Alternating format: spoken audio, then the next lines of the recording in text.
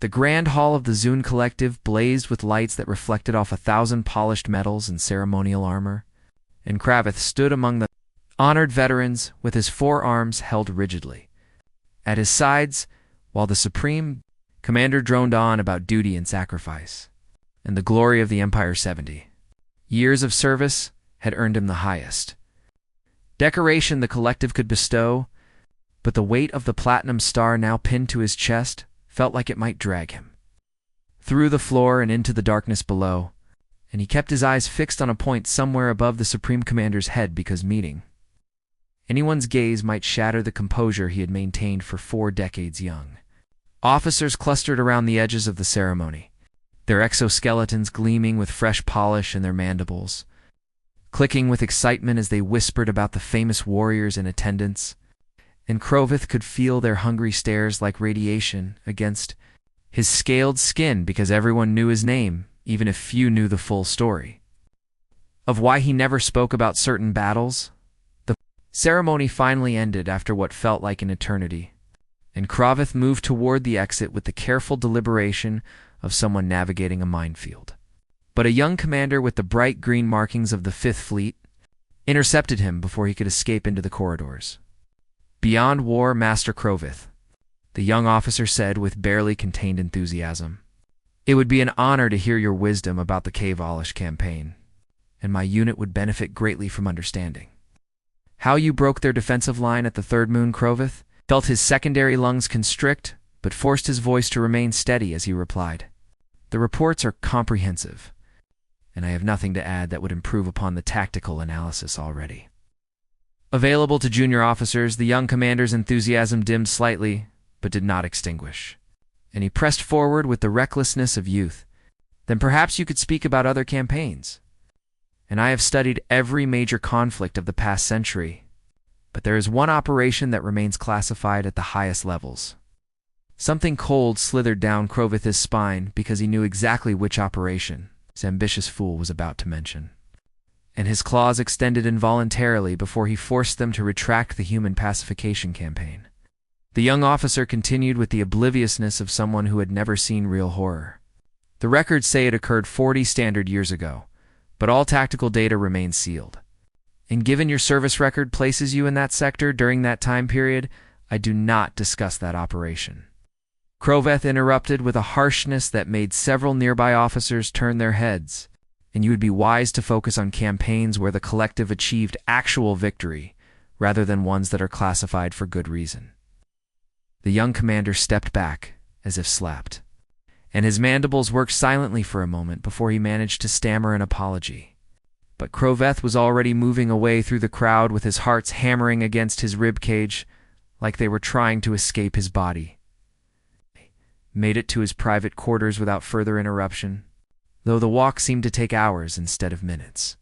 And the moment the door sealed behind him, he felt the tremors start in his lower arms before spreading to the rest of his body. The room was sparse despite his rank, because Kravith had never seen the point in surrounding himself with possessions that would only burn when his time finally came. But there was one object he kept hidden in a locked container beneath his rest platform, and he retrieved it now with hands that shook so badly he nearly dropped the security scanner.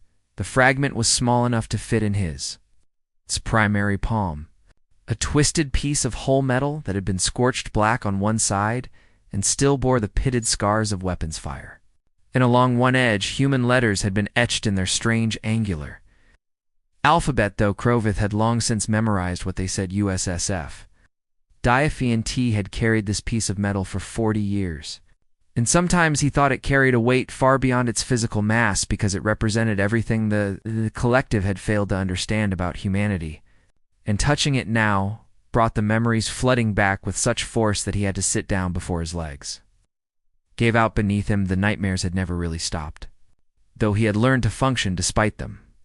And most nights he could close his eyes without immediately seeing the flash of human weapons or hearing the screams of his unit as their ship came apart around them. But tonight would not be one of those nights, because the young fool had spoken the forbidden words and cracked open the vault where Kravith kept his demons. He placed the metal fragment on the small table beside his rest platform, and stared at it while his breathing slowly steadied. And he wondered not for the first time why he kept this particular reminder when he had worked so hard to forget everything else about that cursed campaign, but he knew the answer even if he wished he did not. And the fragment served as a reminder of the price of arrogance and the danger of underestimating an enemy simply because they seemed primitive or divided or confined to a single star system. Zune Collective had conquered 100 worlds before they encountered humanity, and every species had eventually submitted to superior force or been eliminated for their resistance. But the humans had done neither, and that simple fact had shattered the Collective's understanding of how wars were supposed to proceed. Crathly picked up the fragment again and ran his claws along the rough edges. And he remembered the woman who had let him live when she could have killed him as easily as breathing. And he remembered the absolute certainty in her eyes when she promised that humanity would never forget what the Collective had done. 40 years had passed since that day. And Kravith had risen through the ranks and earned medals and commanded fleets and done everything expected of a loyal warrior. But none of it had erased the knowledge that the Collective had awakened something that should have been left alone. And somewhere in human space, that woman, or others like her, were preparing for the day when the Zune might return. He placed the fragment back in its container and sealed it away, then settled onto his rest platform and closed his eyes despite knowing that sleep would bring the dreams. And in those dreams, he would once again see human ships emerging from impossible hiding places and human soldiers fighting with a ferocity that made Zune berserkers look tame by comparison. Tomorrow, he would return to his duties and maintain his silence about the campaign that had broken something fundamental inside him. But tonight he would remember every terrible moment and accept it as the price he paid for surviving when so many others had not. And he would clutch that burden close because forgetting felt like a betrayal of those who had died learning the same lesson he carried in his chest. The lights in his quarters dimmed automatically to evening cycle, and Kravith lay in the darkness, listening to his own breathing while his mind replayed scenes from a war that had ended 40 years ago but would never truly be over. Sleep never came easily anymore. And when Kravith finally slipped into unconsciousness, the memories were waiting for him like predators in tall grass. And he found himself back on the bridge of the assault carrier Victorious Dawn exactly 40 years in the past, when everything still made sense and the Collective seemed invincible. Commander Thelrak stood at the central display with his ceremonial quills raised in confidence while he gestured at the holographic representation of the human star system, and the other officers clustered around him with the eager anticipation of hunters approaching wounded prey. Intelligence confirms the species calls themselves humans, Thelrak announced with barely concealed amusement. And they occupy only this single system, with their homeworld being the third planet from their star. And preliminary scans indicate they possess only basic fusion drives and kinetic weapons that would have been obsolete in collective space 3 centuries ago. Kravith had been younger then, still believing that the universe operated according to predictable rules where superior technology and numbers always prevailed, and he studied the data streams flowing across his tactical station while feeling nothing but contempt for a species too primitive to have expanded. Beyond their birth system, they are currently engaged in multiple internal conflicts, the intelligence officer added while highlighting several areas of military activity on the third planet, and their governmental structures are fragmented into nearly 200 separate nations with no unified command authority. So resistance will likely be disorganized and ineffective. Once we demonstrate our superiority, the fleet numbered 300 warships, more than enough to pacify a species confined to a single system. And Kravith remembered feeling slight disappointment that this campaign would likely be over too. Quickly, to earn significant glory or advancement, Commander Thelrak turned to address the assembled officers with his mandibles spread in what passed for a Zun smile. We will offer them one opportunity to submit peacefully, and when they refuse, we will cripple their orbital infrastructure and land occupation forces on their major population centers. And within one standard cycle, this system will belong to the collective. Nobody questioned this assessment because it matched the pattern of every successful conquest in collective history. And Kravith returned to his station too, finalized the tactical deployments while feeling certain that the humans would see reason once. Faced with overwhelming force, the fleet dropped out of faster-than-light travel at the edge of the system, and the transition was smooth and professional. And within moments, communications opened a channel to transmit the standard declaration of collective authority and the demand for immediate surrender. Came back was not acceptance or negotiation, but a simple message in multiple human languages that the translation computers struggled to process before finally rendering in Zune. You have entered sovereign human territory without authorization, and you are ordered to reverse course immediately, or we will consider your presence an act of war and respond accordingly. Elrac's laughter echoed across the bridge because the audacity of a primitive species threatening a collective fleet was simply absurd, and he ordered the fleet to advance toward the inner system, while broadcasting another message explaining that resistance was futile and submission was their only option. The human response was silence, and the fleet pressed forward with sensors sweeping the system for defensive installations or military vessels. But the initial scans showed only scattered civilian traffic and a handful of small patrol craft that seemed laughably inadequate monitored his displays while the fleet crossed the orbit of the 8th planet, and everything seemed to be proceeding exactly as expected. And he was composing his first official report when the sensor officer suddenly stiffened at her station contact. She announced with confusion rather than alarm. Multiple contacts appearing throughout the fleet formation, and classification unknown because they are not matching any known vessel types. The tactical display erupted with red markers as human ships appeared from nowhere, and Crovis's primary heart seized for a moment, because the contacts had not approached from anywhere but had simply materialized as if they had been hiding in empty space impossible. Thelrak snarled while his quills flattened against his skull. Sensors would have detected any vessels in our vicinity, so check for system malfunctions, but there were no malfunctions, and the human ships were real.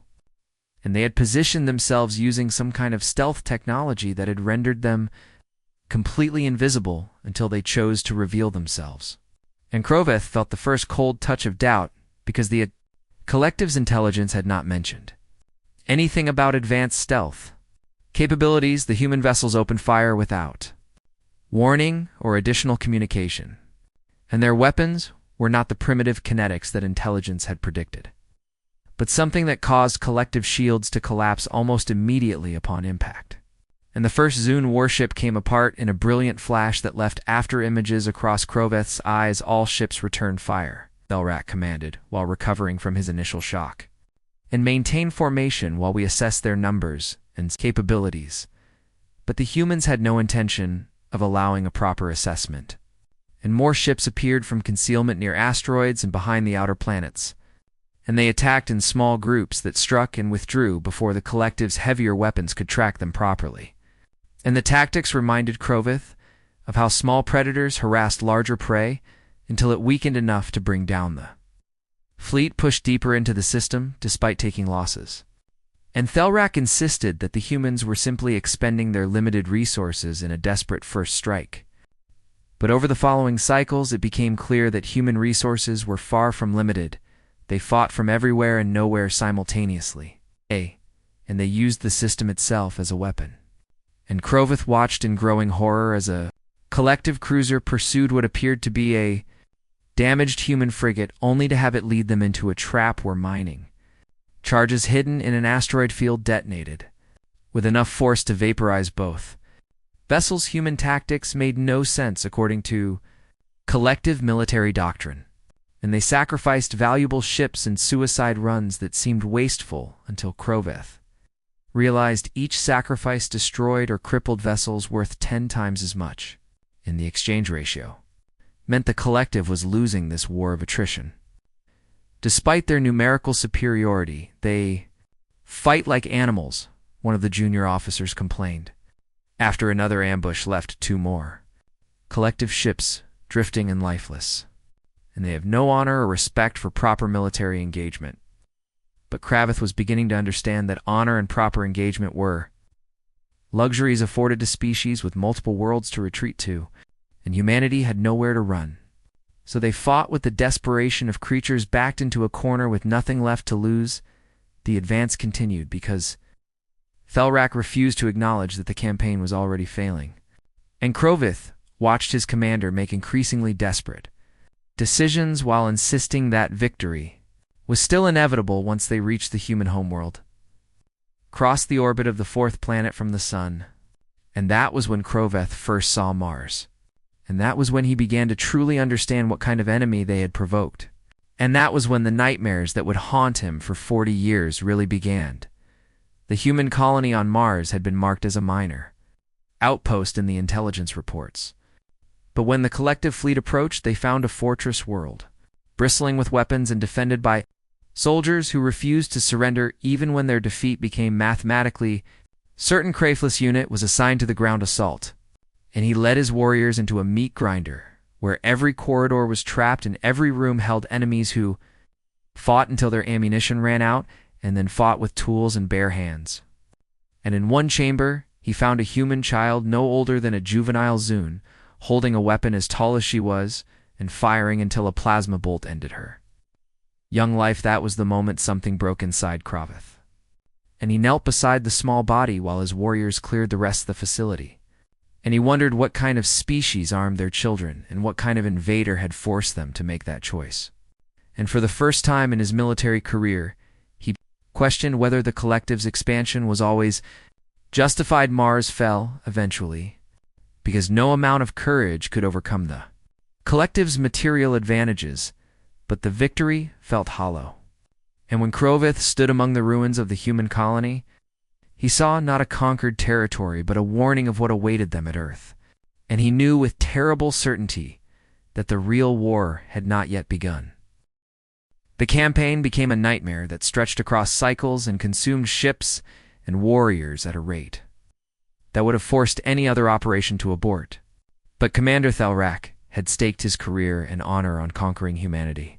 So the fleet pressed forward even as the casualty reports grew longer and the victories grew smaller. Kraft learned to recognize the signs of human ambushes, and he developed an instinct for when something felt wrong that saved his life more times than he could count. But many warriors lacked that instinct and paid for it with their lives.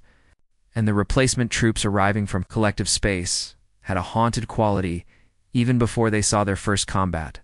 The humans adapted to every collective tactic with a speed that seemed impossible. And what worked during one engagement would fail catastrophically during the next, because the enemy learned and evolved and shared information with an efficiency that suggested a level of coordination completely at odds with their supposedly fragmented political structure. Thruckerfeth's unit received orders to board a human vessel that had been crippled during a fleet engagement, and the approach seemed routine because the ship's weapons were offline and its engines were dark. And the assault team breached the hull without opposition and entered corridors that were eerily silent and empty. "Stay alert," Krovith ordered, while his instincts screamed warnings that he could not rationally justify. And advance by sections while maintaining overlapping fields of fire.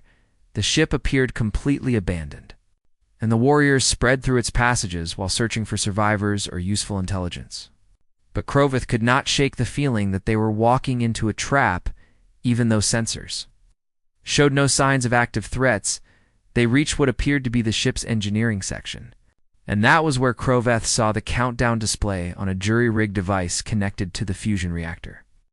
And he had exactly enough time to scream a warning before the entire vessel detonated with enough force to vaporize everything within 100 meters. Scrafe survived only because he had been trailing behind the main assault group, and the blast threw him through a corridor and into a bulkhead with enough force to crack his exoskeleton.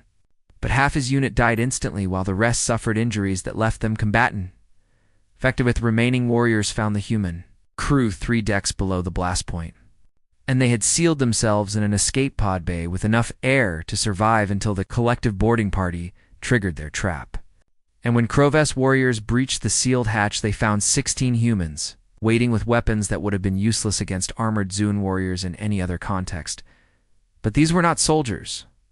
And the personnel files recovered later showed they were engineers and scientists and medical staff. And 3 of them were adolescents, barely old enough to serve on a vessel.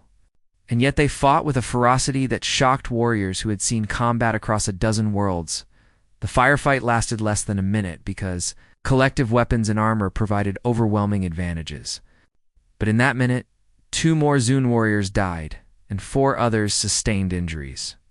And when Kroveth finally stood among the human bodies, he could not understand why civilians had chosen to die fighting rather than surrender and live the intelligence.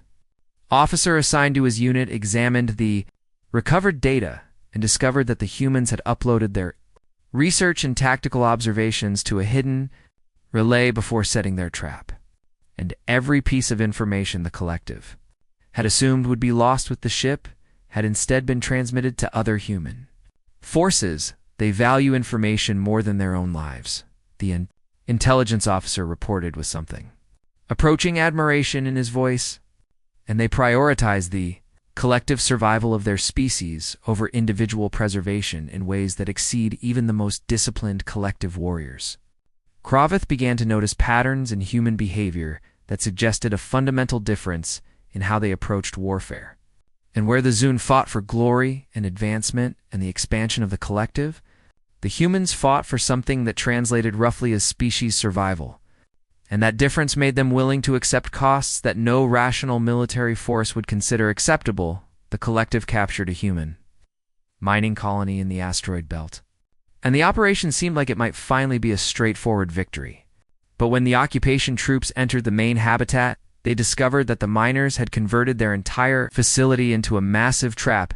Every tunnel had been rigged with explosives, and every chamber contained hidden weapons.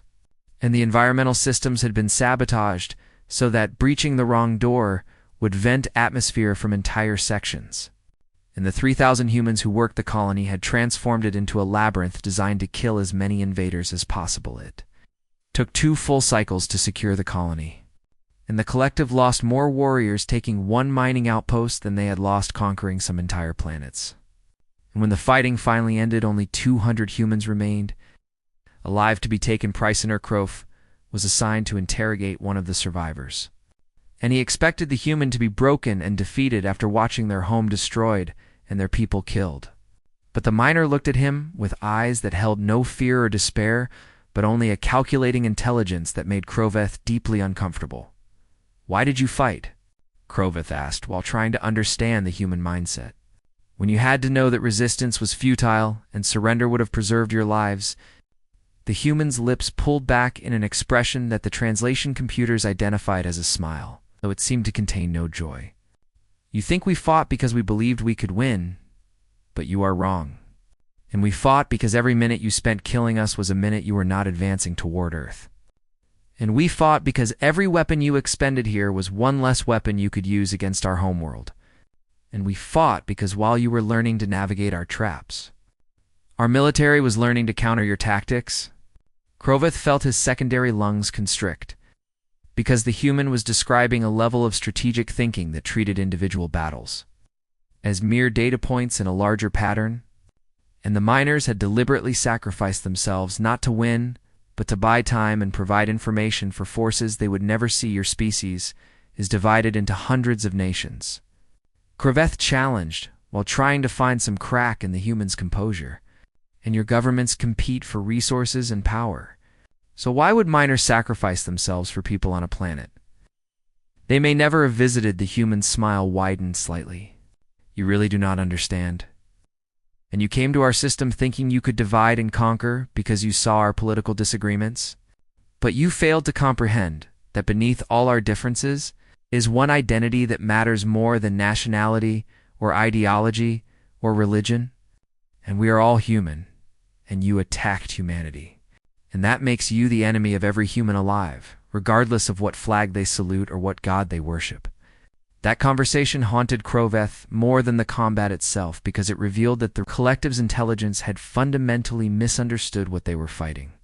And the humans were not a collection of separate nations that happened to share a planet, but a single species that could set aside their internal conflicts when faced with an external threat. The fleet continued its advance, and the collective high command sent additional ships and troops because abandoning the campaign would be an admission of failure. But Kroveth could see the doubt spreading through the ranks as warriors who had expected an easy conquest found themselves trapped in a grinding war of attrition, humans began using weapons that seemed designed specifically to counter Zune biology. And soldiers started dying from toxins that bypassed their armor's filtration systems, and the medical staff could not develop countermeasures fast enough because the humans kept modifying their bioweapons faster than the collective could adapt. They are studying us, the chief medical officer reported during a command briefing, and they have somehow obtained detailed information about Zune physiology and biochemistry, and they are weaponizing that knowledge with a precision that suggests they have access to live test subjects. Nobody wanted to acknowledge what that implied. But Kravith knew that warriors who went missing during combat operations were probably not dead, but captured. And somewhere in human space, there were research facilities where collective prisoners were being dissected to provide the information needed to kill their comrades more efficiently. The realization that humans could be just as ruthless and calculating as any collective commander should have been reassuring. But instead, it filled Kravith with a growing dread. Because an enemy that matched your strengths while exceeding your desperation was not an enemy you could defeat. And Earth still lay ahead like a final exam that the collective was nowhere near prepared to pass. The assault on Earth was supposed to be the culminating victory that would justify all the losses, and prove that the collective's superiority over primitive species remained absolute. And Commander Thelrak stood before the assembled fleet officers with his quills raised, in what was meant to be an inspiring display of confidence. "We have fought through their outer defenses," he declared while gesturing at the tactical display, showing Earth and its moon. "And now we will break their final resistance and claim their homeworld for the collective. And future generations will remember this day as the moment we proved that no species can stand against our might."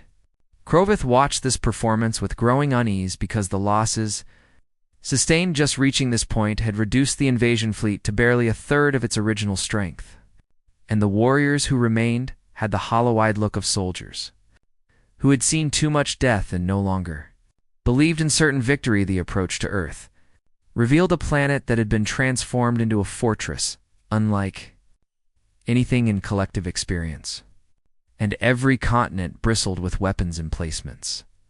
And the orbital space was so thick with defense platforms and mines that navigating through it would cost ships even before the real fighting began. Human vessels appeared in formations that suggested they had been conserving their forces for this final battle, and they outnumbered the remaining collective ships by a ratio that made victory uncertain at best. And Kravith realized with cold certainty that the humans had deliberately traded space for time while building up strength for this decisive engagement. Though battle began with a human assault that was coordinated with a precision that seemed impossible for a supposedly divided species, and ships from different national fleets fought as a unified force under what appeared to be a joint command structure, and they executed maneuvers that the collective's tactical computers had classified as theoretically possible but practically impossible to coordinate. Kravith's ship took hits that collapsed its primary shields within the first few minutes, and the captain ordered evasive maneuvers that bought them some breathing room.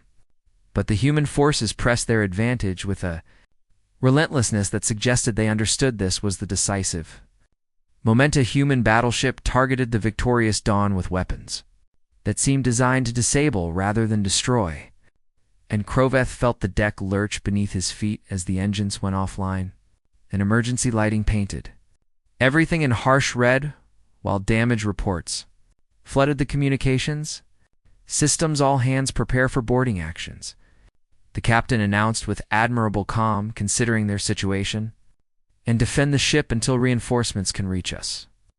But there would be no reinforcements because every collective vessel was fighting for survival against enemies who knew this was their final stand. And Kravith gathered his surviving warriors and positioned them at key choke points while knowing that they were merely delaying the inevitable. The human boarding craft attached to the hull with magnetic clamps that resonated through the ship's structure, and cutting torches began slicing through the armor plating. And Kravith ordered his warriors to prepare for close quarters combat while checking his own weapons one final time. The hull breach came faster than expected because human cutting. Technology had apparently improved since the last intelligence briefings, and the boarding party that poured through the gap moved with a professionalism that spoke of extensive training. In real combat experience, these were not civilian miners or scientists, forced to fight, but actual military personnel, and they wore armor that incorporated captured collective technology, along with innovations that suggested humanity's military-industrial capacity was far more sophisticated than anyone had believed. The firefight in the corridors was brutal and brief, and Crovis warriors fought well, but the humans had superior positioning and used weapons that seemed calibrated specifically to penetrate Zune armor. And within minutes, half his unit was dead or wounded, and the remainder were falling back to a secondary defensive position.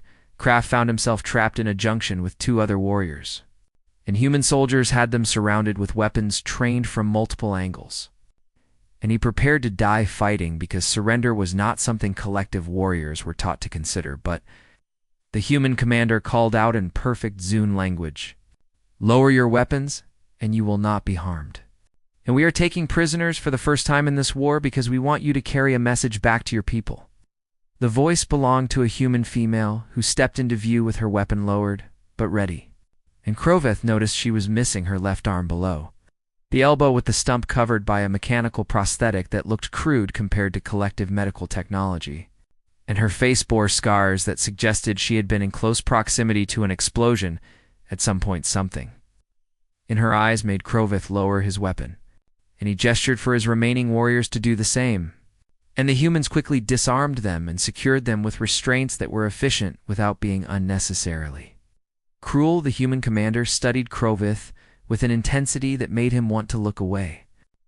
"You are an officer, and you have been in this system since the invasion began. So you have seen how this war has progressed." It was not a question, but Kraveth nodded anyway. And the human gestured for him to follow her toward a viewing port, while the other prisoners were led away to secure holding areas. The port overlooked the space where the battle still raged, but the outcome was already clear, because human forces had systematically dismantled the collective fleet. And burning wrecks marked where Zun ships had made their final stands, and only a handful of vessels were still fighting against overwhelming odds. "Look at your fleet," human commander said quietly, "and understand that what you see is the result of you coming to our home. And you killed our families and destroyed our ships, and thought we were weak because we were divided among ourselves." Kraveth watched a collective battle cruiser break apart under concentrated fire, and he felt something inside him crack, because he had served on that ship during an earlier campaign, and he knew many of the warriors who had just died. "We are not weak," the human continued, while her voice remained eerily calm, "and we are human. And you made the mistake of thinking that our internal disagreements meant we could not unite against a common enemy. But you were wrong, and now you will return to your people and tell them what happened here." She turned to face him directly, and Kroveth saw something in her eyes that was far more terrifying than rage or hatred. And it was a cold certainty that spoke of absolute confidence in human superiority despite their primitive technology and limited resources. "Tell them that we remember everything," she said, while her mechanical hand clenched into a fist. "And tell them that we will never forgive what your people did to ours. And tell them that we are preparing for the day when you might be foolish enough to return. And tell them that next time we will not be satisfied with defending our system, but will carry the war to your worlds." Kroveth felt his legs weaken because he understood that she was not making threats but stating facts. And the humans had already begun planning their counteroffensive, even though they had not yet finished defeating the current invasion. "Why are you letting us live?" he asked, while trying to understand the human mindset, "when killing us would be easier and more in keeping with how wars are typically conducted." The human's expression shifted into something that might have been a smile if it had contained any warmth. "Because we want your leaders to hear from survivors, rather than simply losing contact with an invasion fleet. And we want them to understand that humanity is not a species that can be conquered or pacified or integrated into your collective. And we want them to lie awake at night wondering if the ships approaching their worlds might be human vessels coming to return the favor." She gestured to the guards who led Kroveth away from the viewport. And he took one last look at the shattered remains of the fleet that was supposed to have conquered humanity in a matter of cycles. And he understood that the collective had not simply lost a military campaign, but had revealed a fundamental weakness in their understanding of how different species approached warfare the human. Prisoners were placed in a captured collective shuttle that had been repaired and provisioned for a journey back to the nearest collective outpost, and Kroveth stood in the pilot position. While the human commander transmitted final instructions, "You will tell your leaders everything you have seen," she said, while her image filled the communication screen, "and you will explain that humanity extends an offer of peace on the condition that the collective never again enters our space. And if your leaders are wise, they will accept this offer. And if they are foolish enough to refuse, then we will demonstrate that our patience has limits." The shuttle was released from the human ship's docking bay, and Kroveth engaged the engines while his surviving warriors sat in stunned silence. And behind them, the battle for Earth had ended with the complete destruction of the invasion fleet. And ahead of them lay a journey home that would take weeks, during which they would have to come to terms with what they had experienced. Kroveth woke from the dream with his heart racing and his breath coming in ragged gasps. And the fragment of human hull plating sat on his table like an accusation. And he forced himself to rise and prepare for another day of maintaining the silence he had kept for 4 decades. The summons arrived during morning cycle, and the message was marked with the highest priority encryption that meant the High Command required his immediate presence. And Kroveth felt a cold weight settle in his chest, because he knew with terrible certainty what this meeting would concern. The council chamber was located in the oldest part of the military complex, and its walls bore inscriptions commemorating collective victories across centuries of expansion.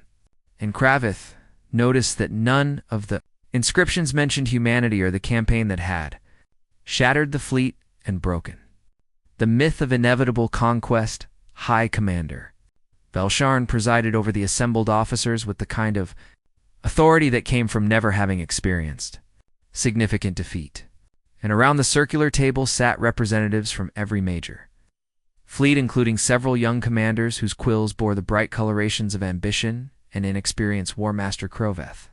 Velsharn began while gesturing to an empty seat. "Your presence honors this council, and we have called you here to provide expertise on a matter of strategic importance that falls within your unique area of experience." Kroveth took his seat while trying to suppress the trembling in his lower arms, and he could feel the weight of attention from the assembled officers who knew his reputation but not the full story. Behind it, one of the young commanders activated the central display, and Kroveth's worst fears were confirmed. When the hologram showed the human star system, along with intelligence, data that had clearly been gathered recently, our long-range reconnaissance has revealed significant developments in human space, the young commander reported with enthusiasm that made Kroveth want to strike him. And they have established colonies in 17 systems and constructed what appears to be a substantial military fleet. And their technology has advanced at a rate that our analysts consider unprecedented. The display shifted to show images of human vessels that bore little resemblance to the ships Kroveth remembered. And these new designs incorporated technologies that appeared to be on par with, or potentially superior to, current collective standards. And the implications made his secondary lungs constrict. Intelligence projects that within 2 standard cycles, humanity will possess both the capacity and potentially the motivation to expand aggressively, another commander added, while highlighting projected human expansion vectors. And several of these vectors intersect with collective territory. And we assess that humanity represents a growing threat that should be eliminated before they become too powerful to contain. Velsharn turned to Kroveth with an expression that might have been sympathetic. If the High Commander had possessed any actual understanding of what he was asking, "You were present during our first contact with humanity, and you survived the campaign when so many others did not. And this council requires your assessment of whether a preemptive strike against human space would be advisable before they grow stronger." The chamber fell silent, and every officer present stared at Kroveth with expectation. And he felt the weight of 4 decades of nightmares pressing down on him like planetary gravity. Stood slowly while his legs threatened to fail beneath him. And he walked to the central display and studied the intelligence data with eyes that had seen the reality behind the statistics. And when he finally spoke, his voice was steady despite the tremors running through his body. Honored commanders, he began, while forcing himself to meet their gazes. You have asked for my assessment based on experience, so I will provide it. But I suspect you will not appreciate what I have to say. He gestured at the display showing human colonies and fleet positions. You see this data and conclude that humanity is becoming a threat. But you are making the same mistake we made 40 years ago. And you are looking at numbers and technology while failing to understand what kind of species you are actually facing. The young commander who had presented the intelligence briefing bristled at the implied criticism. With respect, War Master, the current situation bears little resemblance to the first contact scenario. And we now have accurate intelligence and overwhelming force. And we would not repeat the tactical errors of the previous campaign.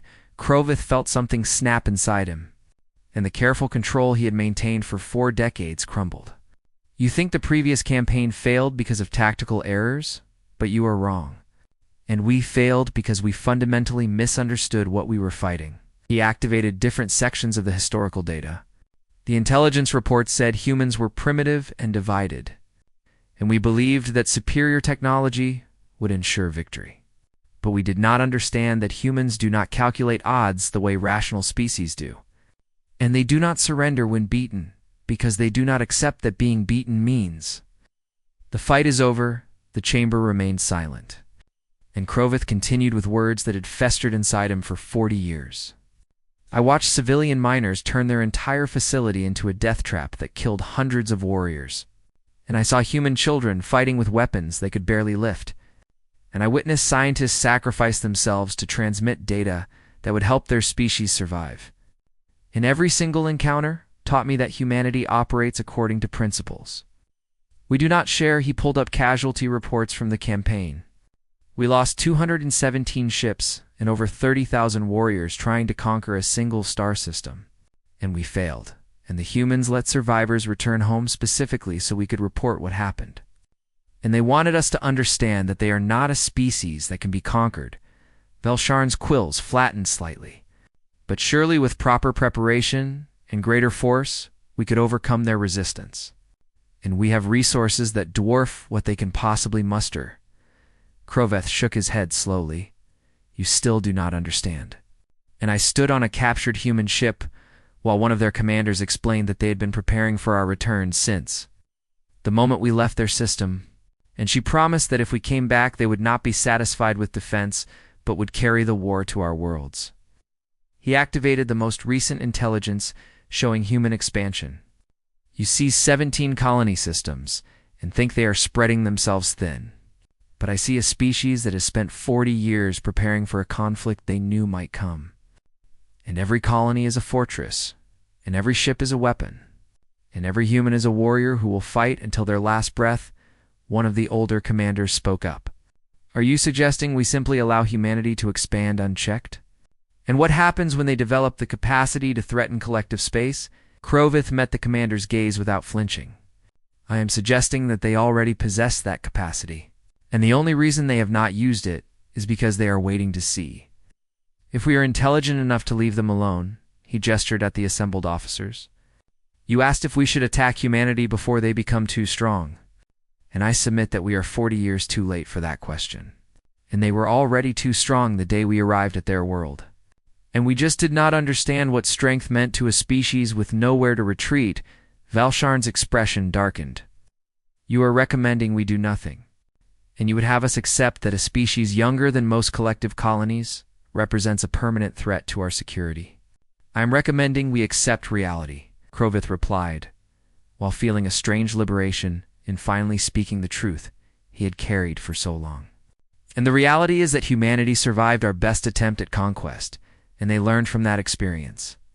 And they have spent 4 decades preparing for the possibility that we might return. And if we attack them now, we will lose far more than we did before. He paused to let that sink in, but there is a worse possibility. And somewhere in human space, there are young officers just like the ones in this chamber. And they are looking at intelligence data about the collective. and they are asking their leaders whether they should eliminate the Zune threat before we grow too powerful. And unlike us, when humans decide to eliminate a threat, they do not fail. The chamber erupted in protests and denials. And several commanders accused Kreveth of cowardice or defeatism. But Velshan raised one primary arm for silence. You truly believe humanity could threaten the collective? I believe humanity already does threaten the collective, Kreveth answered quietly. And the only question is whether we are wise enough to accept peaceful coexistence or foolish enough to provoke a war we cannot win. He removed the platinum star from his chest, and the metal felt suddenly light in his palm. I have served the collective for 70 years, and I have fought in campaigns across 24 worlds, and I earned this decoration through blood and sacrifice. But I can no longer serve a command structure that refuses to learn from its mistakes.